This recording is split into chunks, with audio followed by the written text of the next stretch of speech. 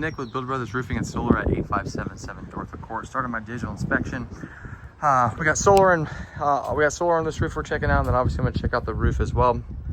We have 15 315 watt LG modules that are on this roof, and we can see that we are back feeding the grid at the moment. So these things are up and running. Everything looks to be good so far.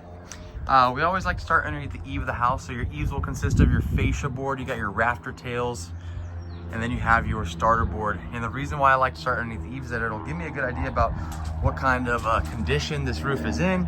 I can see if the roof is doing a good job of keeping water off the property, and everything that I see so far looks to be in pretty good shape. The house was recently painted, it looks like, or at least they've done a great job of upkeeping the property. So these are all good signs when it comes to the condition of the roof. Now, this particular roof is still in decent shape, but it is aged. And you can see that with the amount of granule loss that has started to occur, a lot of that black is starting to show through. A lot of the fiberglass is starting to show through. And you can see the difference between the two roofs.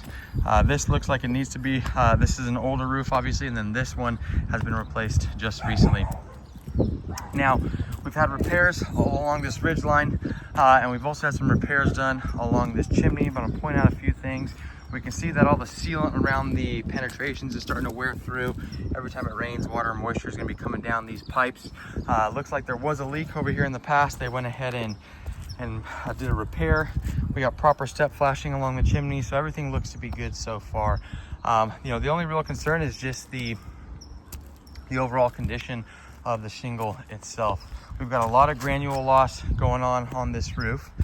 And then we have the 15 solar panels that are on here as well. I want to point something else out just to kind of show what kind of granule loss we're dealing with. And so you'll see how these gutters are just filled with granules from the shingle itself. And this stuff is actually pretty deep. So these are all shingles or granules from the actual shingle. So essentially what's happening is the oils on this asphalt shingle product have started to evaporate. And as those oils evaporate, the granules on it start to deplete every time it rains, and they end up in the gutter. And it will obviously start to weigh the gutter down.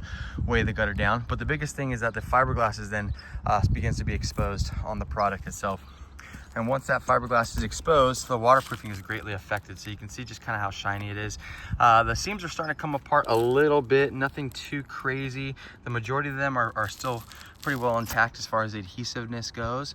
I would say that this roof more than likely has another, you know, it can be anywhere from 5 to 7 years left on it, depending on, you know, if there are any current leaks. And depending on the weather that we end up getting in San Diego. But again, you know, based off the condition of the roof, like I said, 5 to 7 years is a good estimate as far as how much life is left on this product. Obviously, it would be a good idea for the homeowner to be proactive when it comes to replacing the roof.